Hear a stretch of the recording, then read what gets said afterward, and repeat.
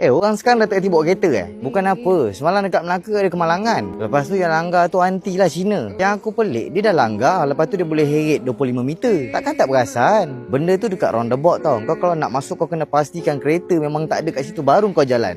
Kalau ada kereta kau kena tunggu. Kalau malam consider lagi lah tak nampak. Tapi ni siang hari. Lepas tu dapat info pula yang anti yang bawa kereta tu dia main handphone waktu drive. Anti tu boleh senyum bila kena marah dengan brother-brother kat situ. Apa kejadah ni semua ni? Kau dah ambil nyawa orang, kau boleh senyum. Anjing kenai betul. Tapi aku pelik lah. Kenapa kalau orang kita yang buat kan, kejapan dah ke dalam, kejapan dah kena tangkap, kejapan dah kena itu, kejapan dah kena hukum. Tapi kenapa orang dia buat, orang tu lah kena tangkap dalam masa 24 jam. Lepas tu kes selesai macam tu kan. Selalunya macam tu lah.